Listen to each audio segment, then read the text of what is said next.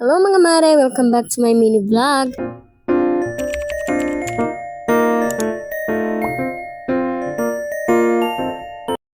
So nandito na naman tayo sa atong paglimpyo-limpyo serye.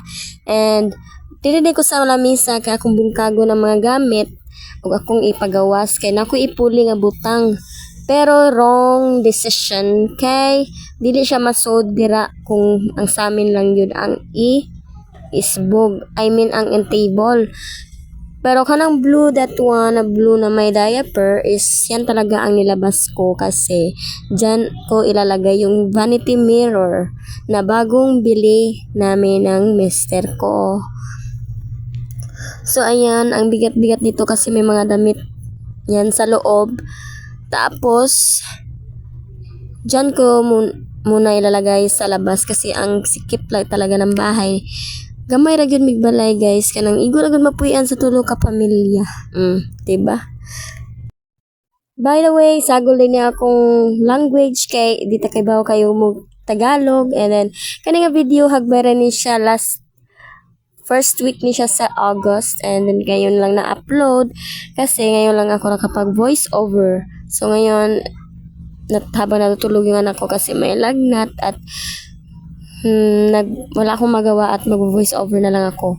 Meron pa akong maraming i-voice over kaso busy talaga, and may 3 video pa ako nga nagagawin na i-edit. So ito na nga yung vanity mirror, ang ganda niya guys. 5 hours namin to sinimbol ng aking partner guys. So grabe, ang hirap talaga magsimbol nito. Kailangan talaga ng katulong or katuwang, di ba? Kasi maraming echiche-bureche at ang hirap niya ha. Bigat-bigat pa nito. So, yan. I-remove ko yung drawer para naman mapasok ko ng maigi. Diba? Ang happy ko nga niyan kasi napasok ko ang drawer. At sakto-sakto lang talaga. So, sa gilid niyan is yung foam namin na higaan namin. So, ang liit talaga ng kwarto. And, ayan na nga. Todo orange na tayo.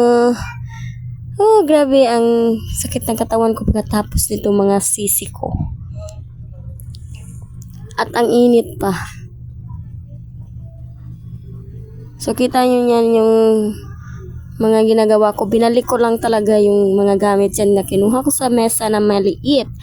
And then, nililinis ako nito habang yung anak ko nasa labas. At ito, sorting na ako ng mga kagamitan na ibabalik ko dito sa table. Kasi itatapon ko yung mga gamit na hindi na ginagamit. So, grabe, ang hagard ko na dito guys ha. So, habang ina-arrange ko mga gamit dito guys, is gutom na talaga ako dito. At nasa work yung mister ko guys.